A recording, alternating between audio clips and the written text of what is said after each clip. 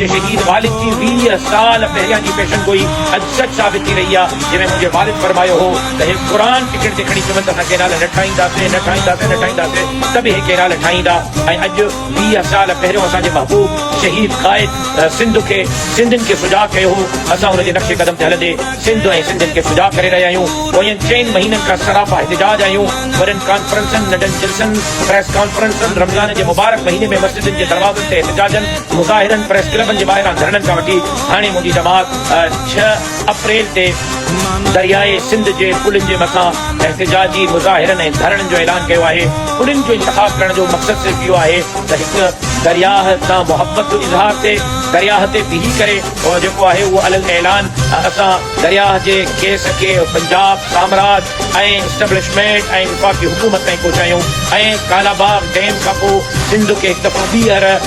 बंजर बणाइण वारनि ताईं पहुचायूं ऐं ॿियो इहो आहे त बैक वक़्तु सूबे सिंध जे दरियाह जे सभिनी पुलनि ते एहतिजाज जो मतिलबु पूरे सूबे सिंध खां पैगाम पंजाब ताईं पहुचाइण आहे ठटे ऐं सिजावल खां वठी गुड्डू बैराज ताईं जॾहिं हर पुल तां पैगाम कंदो त पिंडी ऐं इस्लामाबाद जे हुकुमराननि ते पैगाम पहुचाइणो आहे त सॼी सिंध बैक वक़्तु सरापा एहतिजाज आहे सॼी सिंध बैक वक़्तु जेको आहे उहे दरियाह ते केनालनि खे मुस्तरद करे रही आहे ऐं तव्हांखे सिंधू बचाए सिंध बचाए जे उनवान ते हिन मुज़ाहिरे में शरीक थी करे पैगाम ॾियणो पवंदो त पाकिस्तान जी सलामती सिंध जी सलामतीअ में आहे पाकिस्तान जी बका सिंध जी बका में आहे जेकॾहिं सिंध कमज़ोर कंदो त तव्हांजो मुल्क कमज़ोर थींदो असां तव्हांखे इन्हनि हथकंडनि खे इस्तेमालु करण जी इजाज़त न ॾींदासीं बलोचिस्तान जी सूरत हाल खैबर पख्तूनख्वा जी सूरत हाल सिंध जी सूरत हाल ॿुधाए रही आहे तव्हांजा हथ ठोकिया मनसूबा ॿुधाए रहिया आहिनि त तव्हां हिन मुल्क जे अंदरि निकास आयो था सिर्फ़ु पंजाब खे पाकिस्तान सम्झो था पाकिस्तान 4 सूबनि जो नालो आहे हिकु सूबे जे कमज़ोर थियण सां विफ़ाक़ कमज़ोर थींदो असां सूबे सिंध खे कंहिं बि क़ीमत ते कमज़ोर थियण छॾींदासीं सिंध जे माण्हुनि खे हिन हद ते मजबूर न कयो त बलोचिस्तान ऐं खैबर पख्तूनख्वा जे माण्हुनि वांगुरु सिंध जो अवाम बि तव्हांजे ख़िलाफ़ अलम बग़ावत बुलंद करे ऐं तव्हांजे ख़िलाफ़ सिंध जो अवाम जेको आहे उहो इन नहज ते पहुचे त सुभाणे तव्हांखे सिर लिकाइण जी बि जॻह न मिले मां ज़िला कंदकोट कशमोर ऐं घोटकी जे कारकुननि चक्कर ऐं शिकारपुर जे कारकुननि खैरपुर ऐं लारकाणे जे कारकुननि दादू ऐं नौशरो फरोज़ जे कारकुननि सेवण ऐं सन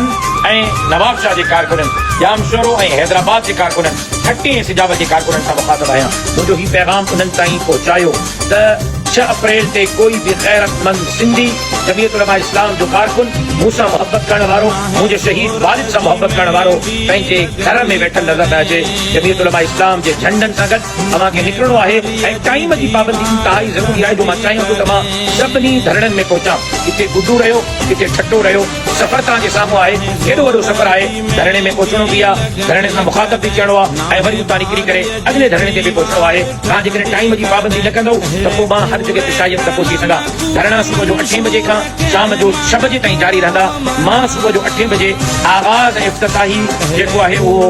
मजलिस अवां सां कंदुसि गुड्डू बैराज ते लिहाज़ा कंदकोट टंगवाणी कशमोर बावड़ो